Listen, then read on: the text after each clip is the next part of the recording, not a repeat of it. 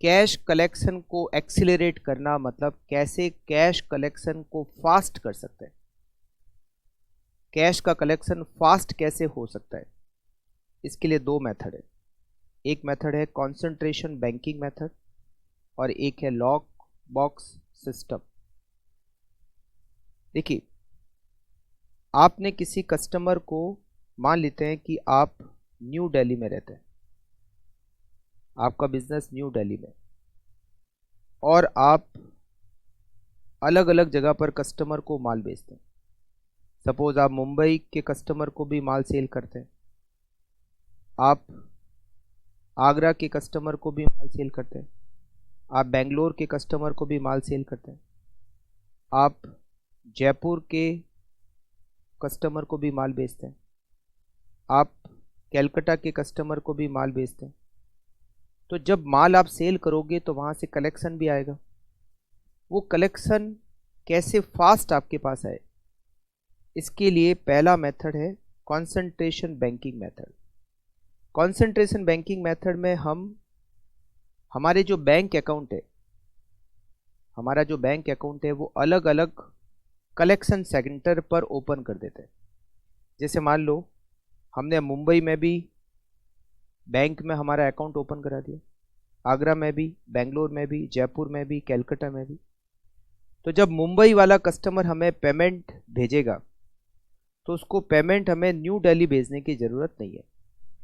वो हमें पेमेंट हमारी जो बैंक अकाउंट मुंबई में, हमारे मुंबई वाले बैंक अकाउंट में ही वो अपना चेक जमा करा देगा और बैंक से बैंक इमीडिएटली हमें पैसे ट्रांसफ़र हो जाएंगे।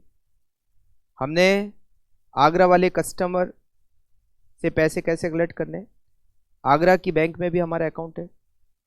आगरा वाला कस्टमर जो भी चेक डिपॉजिट कराना होगा वो आगरा वाली बैंक अकाउंट में ही जमा करा देगा और बैंक से बैंक हमें इमीडिएटली ट्रांसफ़र हो जाएगा। तो कंसंट्रेशन बैंकिंग सिस्टम ये कहता है कि आप अलग अलग कलेक्शन, जहाँ से आपका कलेक्शन आना है, आप अलग अलग जगह पर बैंक अकाउंट ओपन करा दो और बैंक से बैंक फटाफट से आपको अमाउंट ट्रांसफ़र हो जाएगा। Maintain number of collection center in different region instead of one collection center, so fast collection is possible. Collection center deposit all collection in bank account which is finally transferred to central bank account. दूसरा system है lock box system.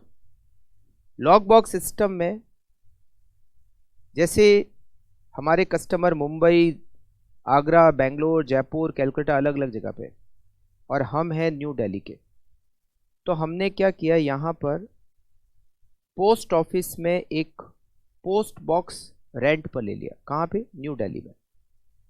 और मुंबई वाले customer को हमने instruction दिए कि जब वो चेक सेंड करेगा तो हमारे बिजनेस एड्रेस पर चेक नहीं सेंड करना है। हमने पोस्ट ऑफिस में एक पोस्ट बॉक्स रेंट पर लिया है, आप हमारे पोस्ट बॉक्स वाले एड्रेस पर चेक सेंड करो। आगरा वाले कस्टमर को भी हमने इंस्ट्रक्शन दिए, आप पोस्ट बॉक्स वाले एड्रेस पर चेक सेंड करो। बेंगलोर वाले कस्टमर को भी, जयपुर वाले कस्टमर को भी, कलकत्ता वाले कस्टमर को भी। पोस्ट बॉक्स में जैसे यहाँ से चेक मिलेगा हम डायरेक्टली पोस्ट बॉक्स से ही उसको हमारे बैंक अकाउंट में ले जाके जमा कर देंगे।